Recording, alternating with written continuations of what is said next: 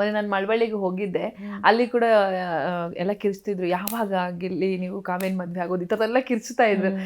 ಅದ್ರ ಬಗ್ಗೆ ಒಂದು ಕ್ಲಾರಿಟಿ ಕೊಡೋದಾದ್ರೆ ಏನದು? ಅವ್ರು 100% ನನ್ನ ಒಳ್ಳೆ ಫ್ರೆಂಡ್ ಅವರು, ನಾವು ಒಳ್ಳೆ ಫ್ರೆಂಡ್ಶಿಪ್ ಹಿಂಗೆ ಇರುತ್ತೆ ಅಂತ ಹೇಳಿದ್ರು. ಮೊನ್ನೆ ಬ್ರೇಸ್ಲೆಟ್ ಎಲ್ಲ ಹಾಕೊಂಡು ಹಂಗೆ ಇದ್ದಾರೆ ಅಂದರೆ ಅವರು ಆ ಫ್ರೆಂಡ್ಶಿಪ್ ವ್ಯಾಲ್ಯೂ ಕೊಡ್ತಾರೆ. ಈ ಜನ ಇದನ್ನ ಬಯಸ್ತಾರಲ್ಲ, ಅದಕ್ಕೆ ಏನು ಹೇಳ್ತೀರಾ ಅಂತ ಹೇಳಿ? ಏನು ಹೇಳೋದು ಇವಾಗ, ಸಿ ಅವ್ರು ಆ ಥರ ಅನ್ಕೊಳ್ಳೋದನ್ನ ನಾನು ಅಪೋಸ್ ಮಾಡೋಕ್ಕಾಗಲ್ಲ, ಅವ್ರ ತಪ್ಪು ಅಂತ ಹೇಳೋಕ್ಕಾಗಲ್ಲ. ಯಾಕಂದರೆ ನಾವಿವಾಗ ಒಂದು ಪಬ್ಲಿಕ್ ಪ್ಲ್ಯಾಟ್ಫಾರ್ಮಲ್ಲಿ ಇರೋದ್ರಿಂದ ನೀವು ಹಿಂಗೆ ಹಂಗೆ ಅನ್ಕೊಂಬಿಟ್ರಿ ಅಂತಲೂ ಹೇಳೋಕ್ಕಾಗಲ್ಲ. ಅವ್ರಿಗೆ ಹಿಂಗೆ ಇವಾಗ ಬಿಗ್ ಬಾಸ್ ಮನೆ ಒಳಗಡೆ ನಾವೇ ಈ ಪರ್ಸ್ಪೆಕ್ಟಿವ್ಸ್ ಬಗ್ಗೆ ಮಾತಾಡ್ತಿರ್ತೀವಿ, ನಿನ್ನ ಪರ್ಸ್ಪೆಕ್ಟಿವ್ ಅದು, ನನ್ನ ಪರ್ಸ್ಪೆಕ್ಟಿವ್ ಇದು ಅಂತ. ಸೊ ಆ ಜನರ ಪರ್ಸ್ಪೆಕ್ಟಿವ್, ನನ್ನ ಪರ್ಸ್ಪೆಕ್ಟಿವ್ ಇದೆ ಅಂದರೆ ಇಟ್ಸ್ ಅ ಕ್ಲಿಯರ್ ಫ್ರೆಂಡ್ಶಿಪ್. ಅದನ್ನ ನೀವು ಮನೆ ಒಳಗಡೆನೂ ನೋಡಿದ್ದೀರಾ, ಹೊರಗಡೆನೂ ಅದಂಗೆ ಲೈಕ್ ನಾರ್ಮಲ್ ಫ್ರೆಂಡ್ಸ್ ಆಗೇ ಇದ್ದೀವಿ ಅಷ್ಟೇ. ಓಕೆ, ಅಪ್ಪ ಅಮ್ಮನ ಬಗ್ಗೆ ಹೇಳೋದಾದರೆ, ಮಂಡ್ಯದಿಂದ ಬಂದು ಇಲ್ಲಿ ಬೆಂಗಳೂರಿನಲ್ಲಿ ಲೈಫ್ ಕಟ್ಕೊಂಡು ಇವತ್ತು ಮನೆಗೆ ಹೆಣ್ಮಕ್ಳು ಯಾವತ್ತು ಸ್ಟ್ರಾಂಗ್ ಆಗಿರ್ತಾರಂತೆ, ಅಂತೆಯೇ ನೀವು ಕೂಡ ಮನೆಗೆ ಸ್ಟ್ರಾಂಗ್ ಆಗಿ ನಿಂತ್ಕೊಂಡು ಕಷ್ಟದ ದಿನಗಳಲ್ಲಿ ಇಲ್ಲ ನಾನೇನೋ ಮಾಡಬೇಕು ಅಂತ ಮನೆಗೆ ಪಿಲ್ಲರ್ ಆದಂಥವ್ರು ನೀವು. ಏನು ಹೇಳೋದಕ್ಕೆ ಇಷ್ಟಪಡ್ತೀನಿ ತಂದೆ ತಾಯಿ ಬಗ್ಗೆ, ಸ್ಟ್ರಗಲ್ ಲೈಫ್ ಬಗ್ಗೆ, ಹೇಗಿತ್ತು ಲೈಫು ಅವಾಗೆಲ್ಲ ಅಂತ ಹೇಳಿ? ಯಾಕಂದರೆ ಈಗ ನಿಮ್ಮ ಮಾತುಗಳನ್ನ ಕೇಳೋದಕ್ಕೆ ಜನ ಇದ್ದಾರೆ, ಹೆಂಗಿತ್ತು ನಮ್ಮ ಕಾವ್ಯ ಲೈಫು ಅನ್ನೋದನ್ನು, ಅದಕ್ಕೋಸ್ಕರ ಕೇಳ್ತಾ ಇದ್ದೀನಿ. ನಾನು ಅದೇ ಹೇಳಿದ್ನಲ್ಲ, ಬಿಗ್ ಬಾಸ್ ಮನೆ ಒಳಗಡೆನು ನಾನು ಎಲ್ಲೂ ಅಂದರೆ ನಂಗೆ ಹಿಂಗೆ ಕಷ್ಟ ಆಗಿತ್ತು ಅಥವಾ ಆಲ್ ದೀಸ್ ಸ್ಟ್ರಗಲ್ಸ್ ನಾನು ಫೇಸ್ ಮಾಡಿದ್ದೆ ಅನ್ನೋದನ್ನ ಎಲ್ಲೂ ಹೇಳ್ಕೊಂಡಿರಲಿಲ್ಲ. ಬಿಗ್ ಬಾಸ್ ಮನೇಲಿ ಆ ಥರದೊಂದು ಸಿಚುಯೇಷನ್ ಕ್ರಿಯೇಟ್ ಆಯಿತು ಅಂದಾಗ I couldn't deny on that.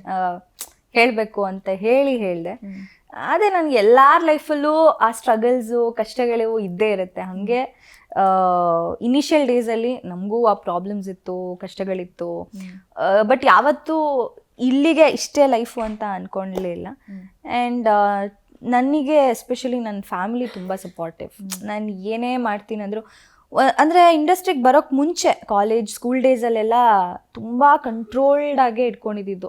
ಅಂದರೆ ಮನೆಯಿಂದ ಹೊರಗಡೆ ಕಾಲಿಡೋಕ್ಕೂ ನನ್ನ ಪರ್ಮಿಷನ್ ಬೇಕಾಗಿತ್ತು, ನಮ್ಮ ಅಪ್ಪ ಅಮ್ಮನ ಪರ್ಮಿಷನ್. ನಾನು ಎಲ್ಲಿ ಹೋಗ್ತಿದ್ದೀನಿ, ಜಸ್ಟ್ ಒಂದು ಬಾಲ್ಕನಿಲಿ ಹೋಗಿ ನಿಂತ್ಕೊಳ್ಳೋಕ್ಕೂ ನನಗೆ ಇಲ್ಲಿ ಹೋಗಿ ನಿಂತ್ಕೊಳ್ತೀನಿ, ಅಷ್ಟು ಸ್ಟ್ರಿಕ್ಟು. ಅಪ್ಪನ ಅಮ್ಮನ ಇಬ್ಬರು ಸ್ಟ್ರಿಕ್ಟೇ.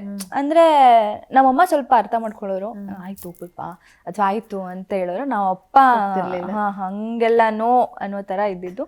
ಒಂದ್ಸಲ ಏನಾಗಿತ್ತು, ಮನೆ ಹತ್ರ ಆರ್ಕೆಸ್ಟ್ರಾ ಆಗ್ತಿತ್ತು ಗಣೇಶ ಹಬ್ಬಕ್ಕೆ. ನನಗೆ ಡ್ಯಾನ್ಸ್ ಅಂದರೆ ಡ್ಯಾನ್ಸ್ ಮಾಡಬೇಕು, ಈ ಸ್ಟೇಜ್ ಮೇಲೆಲ್ಲ ಡ್ಯಾನ್ಸ್ ಮಾಡೋದಲ್ಲ ಒಂಥರ ಏನೋ ಇಂಟ್ರೆಸ್ಟ್ ಮಾಡಬೇಕು ಅಂತೆಲ್ಲ. ನಾನು ನಮ್ಮ ನೇಬರ್ಸ್ ಎಲ್ಲ ಹುಡುಗಿರು ಡ್ಯಾನ್ಸ್ ಪ್ರಾಕ್ಟೀಸ್ ಮಾಡ್ತಿದ್ರು, ಮಾಡೋಣ ಅಂತ.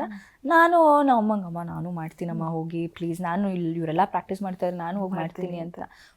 ನಿಮ್ಮಪ್ಪ ಬೇಡ ಬೇಡ ಬೇಡ, ಅಲ್ಲೆಲ್ಲ ಅಷ್ಟು ಜನ ಇರ್ತಾರೆ, ಅಲ್ಲೆಲ್ಲ ಹುಡುಗರು ಇರ್ತಾರೆ, ಬೇಡ ಆ ಥರ ಹೇಳಿದರು. ನಾನು ಅಳ್ತಾ ಕೂರ್ತಿದ್ದೆ. ಹಂಗೂ ಗೊತ್ತಿಲ್ಲದೆ ಒಂದೆರಡು ದಿನ ಹೋಗಿ ಪ್ರಾಕ್ಟೀಸು ಮಾಡಿರ್ತೀನಿ, ಗೊತ್ತಿಲ್ಲದೆ ಹೋಗಿ ಮಾಡ್ಬೇಡ ಅಂತ.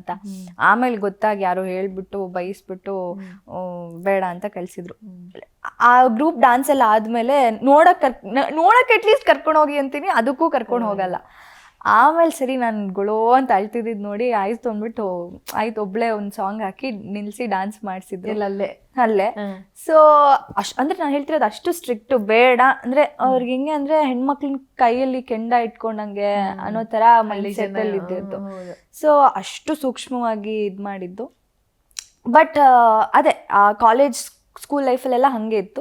ನಾನು ಇಂಡಸ್ಟ್ರಿಗೆ ಎಂಟ್ರ್ ಆದಮೇಲೂ ನನಗೆ ನಾನೇ ಒಂದು ಇಂಡಿಪೆಂಡೆಂಟಾಗಿ ಡಿಸಿಷನ್ಸ್ ತೊಗೋಬೋದು, ನಾನು ಕರೆಕ್ಟಾಗಿ ಡಿಸಿಷನ್ಸ್ ತೊಗೋತೀನಿ ಅಂತ ಅವ್ರಿಗೆ ಕಾನ್ಫಿಡೆನ್ಸ್ ಬರೋವರೆಗೂ ನನಗೆ ಅವರು ಇಬ್ಬರು ಜೊತೆಲೇ ಇದ್ದರು, ಹಿಂಗೆ ಹಂಗಂಗೆ ಅಂತ. ಇವತ್ತು ಅವರು ನಾನು ಹೇಳಿದ್ನಲ್ಲ, ನೀನು ಏನೇ ಡಿಸೈಡ್ ಮಾಡಿದ್ರು ಯೋಚನೆ ಮಾಡಿನೇ ಮಾಡಿರ್ತೀಯ ಅನ್ನೋ ಒಂದು ನಂಬಿಕೆ ಬಂದಿದೆ ಅವರಿಗೆ. ಆ ನಂಬಿಕೆ ಉಳಿಸ್ಕೊಂಡಿದ್ದೀನಿ, ಇನ್ನು ಮುಂದೇನು ಉಳಿಸ್ಕೊಂಡು ಹೋಗ್ತೀನಿ.